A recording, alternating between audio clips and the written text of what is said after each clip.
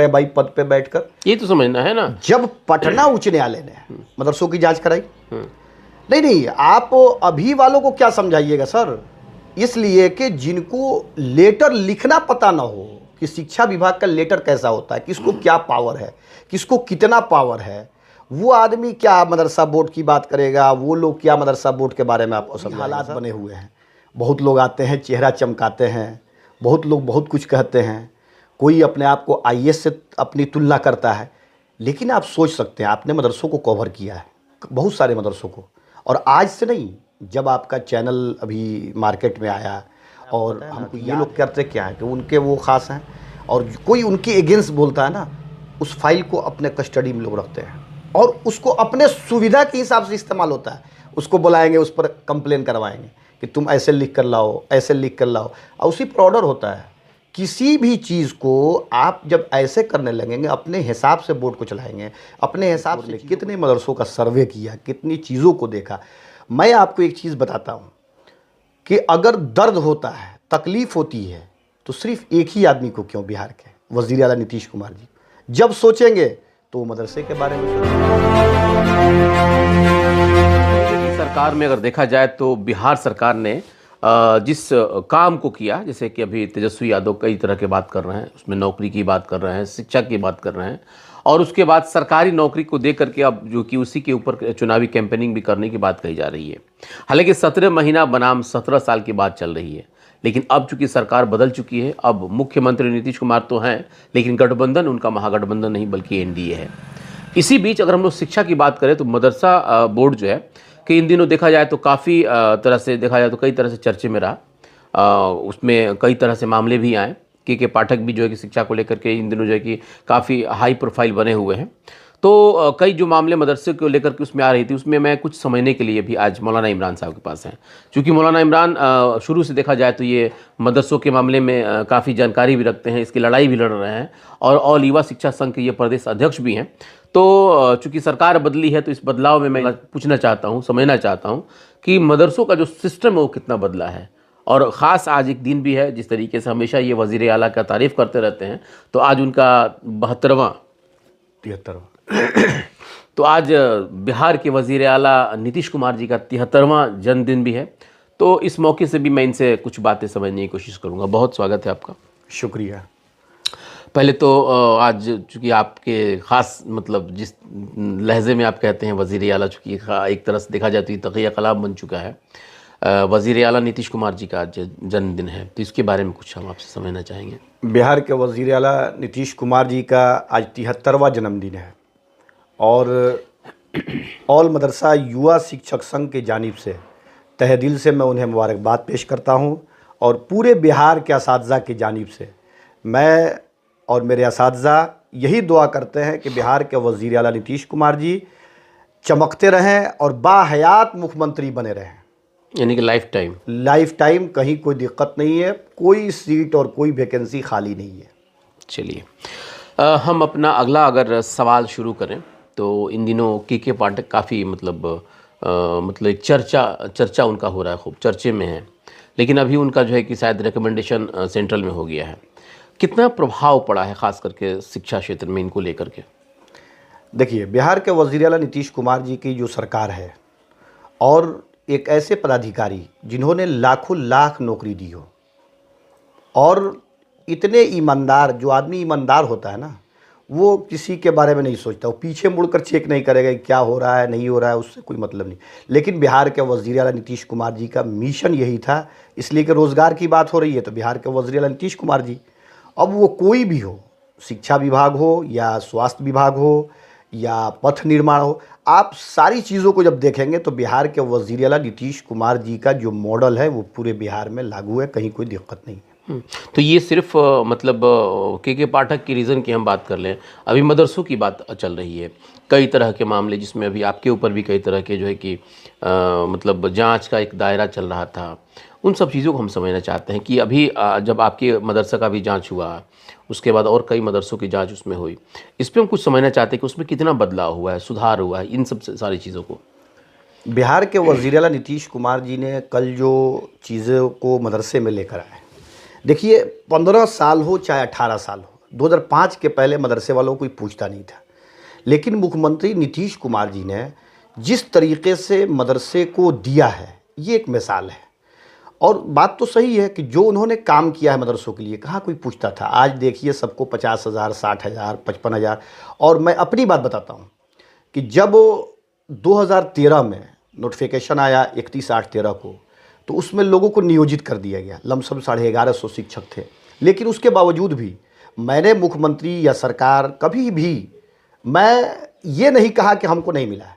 हाँ, वो लाए और कट ऑफ डेट लाया गया। उसको हम लोगों ने हाई कोर्ट से लेकर सुप्रीम कोर्ट तक, जब हम लोगों को नियोजित करार दिया गया तो सुप्रीम कोर्ट से हमने मोहर लगवाया कि हम रेगुलर हैं, या आप किसी के सर्टिफिकेट देने से की ज़रूरत नहीं है। और उस पर किसी को 30 लाख, किसी को 35 लाख, किसी को 20 लाख, सबको पैसा मिला है। और ये कौन दिया? बिहार के वज़ीर आला नीतीश कुमार जी। और रही बात मदरसों को लेकर, जो अभी हालात बने हुए हैं, बहुत लोग आते हैं चेहरा चमकाते हैं, बहुत लोग बहुत कुछ कहते हैं, कोई अपने आप को IAS से अपनी तुलना करता है। लेकिन आप सोच सकते हैं, आपने मदरसों को कवर किया है, बहुत सारे मदरसों को, और आज से नहीं, जब आपका चैनल अभी मार्केट में आया, और हमको याद है कि यस24 ने कितने मदरसों का सर्वे किया, कितनी चीज़ों को देखा। मैं आपको एक चीज़ बताता हूँ कि अगर दर्द होता है, तकलीफ़ होती है, तो सिर्फ एक ही आदमी को क्यों, बिहार के वज़ीर आला नीतीश कुमार जी जब सोचेंगे तो मदरसे के बारे में सोचेंगे। अगर मौलाना इमरान वज़ीर आला की बात करते हैं तो इससे लोगों को तकलीफ़ क्यों है, इससे परेशानी किस बात तकलीफ होती है? बहुत लोग हैं, आपको मैं बताइए ना, बहुत लोगों में कि इमरान का जांच लोग क्या करेंगे? जिसका खुद ही ठिकाना ना हो वो इमरान का जांच क्या करेगा? बिहार के वज़ीर आला नीतीश कुमार जी का मिशन था कि भ्रष्टाचार मुक्त बिहार और विकास की बातें होंगी। तो मैं आपको एक चीज़ बता दूं कि मदरसों को लेकर जिस तरीके से लोगों ने अपनी कुंबा परवरी की है मदरसा बोर्ड को लेकर, और मदरसा बोर्ड की हिस्ट्री और तारीख ये रही है कि कल जो विधेयक आया है, आप देखिए, बहुत अच्छी बात है। मैं तो बिहार के वज़ीर आला नीतीश कुमार जी को एक बार और तहे दिल से ऑल मदरसा युवा शिक्षक संघ के जानिब से मैं उन्हें मुबारकबाद पेश करता हूं कि ये थोड़ा लेट हुआ और पहले आना चाहिए। मैं यही आपको रोकूंगा कि आपने करप्शन की बात कहा। एक बात बताइए कि मदरसा बोर्ड करप्शन से क्या एकदम पाक है क्या?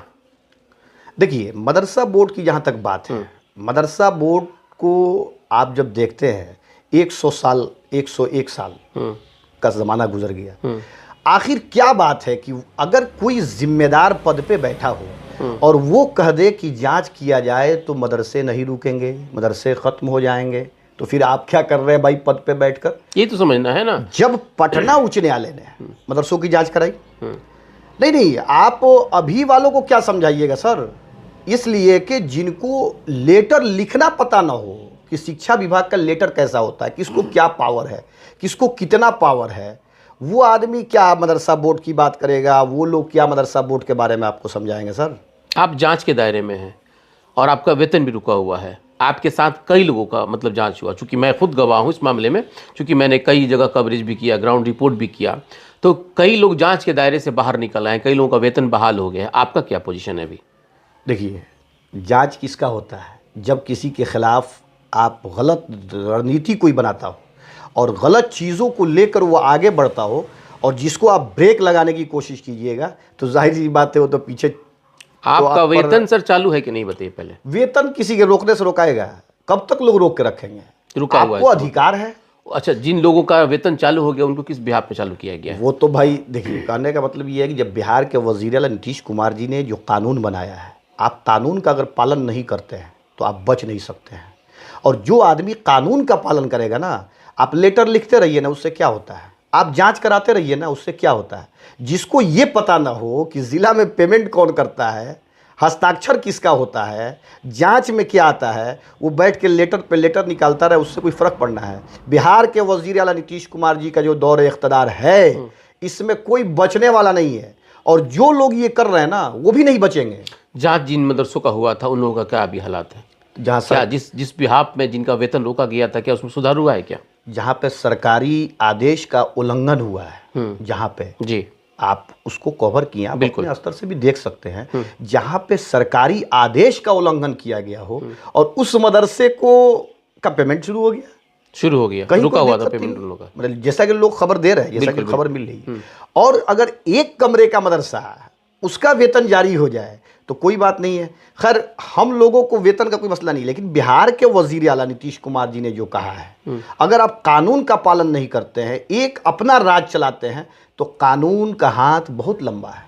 ये जो कल का जो मतलब बिल पास हुआ है, जिसमें मदरसा बोर्ड और उसके बाद संस्कृत बोर्ड को लेकर के, या यूँ कहा जाए तो कई ऐसे कल मतलब जो कैबिनेट ने पास किया है, उसमें मदरसा बोर्ड में कितना अब फर्क पड़ेगा? अब क्या मतलब क्या कुछ उसमें बदलाव हो सकता है? ये बिल्कुल सही हुआ है। 101 साल के बाद ये बेहतर कदम है।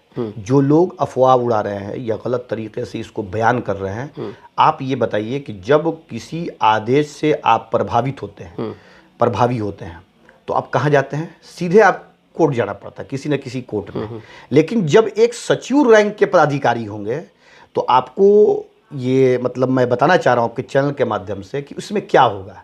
अब कोई भी आदेश अगर निचला पदाधिकारी गलत करता है तो उच्च स्तरीय आप जा सकते हैं, अपनी बातों को कहेंगे और वहाँ से उसका सुधार होगा। लेकिन जो लोग वहाँ बैठकर, अभी की जो स्थिति है बोर्ड की और जो रही है, बदले के भावना से नहीं, मुख्यमंत्री नीतीश कुमार जी ने कभी जात, धर्म, ऊंच नीच इन सब चीज़ों पर कोई ध्यान नहीं दिया, कभी भी नहीं। सब हमेशा विकास की बातें की। जब आप संवैधानिक पद पे हो ना, तो आपको बहुत सारी चीज़ों से बचना है। लेकिन आजकल लोग संवैधानिक पद पे बैठते हैं और कुछ फाइलों को अपने अंडर में रखते हैं। आप जाके मिलिए, कहिए कि इस फाइल पे क्या, बोला नहीं नहीं वो तो उनके वो साहब के पास है। अरे भाई कौन साहब? कौन कहता है ये बात? ये लोग कहते हैं वहाँ, मतलब ऑफिशियली लोग, ऑफिशियली आप खबर आप लीजिए इसकी। मतलब ऑफिशियली है और ऑफिशियली? हाँ नहीं ऑफिशियली। अन को कौन पूछता है सर? वो साहब का डायरेक्ट मामला। अरे नियम और कानून से कोई बड़ा हो सकता है? नहीं हो सकता है।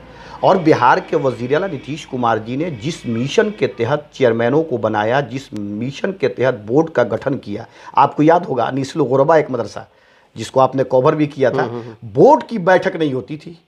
लेकिन न्यायालय का पावर देखे ना, जब कानून का हथौड़ा चलता है ना तो अच्छे अच्छे लोग सीधे हो जाते हैं।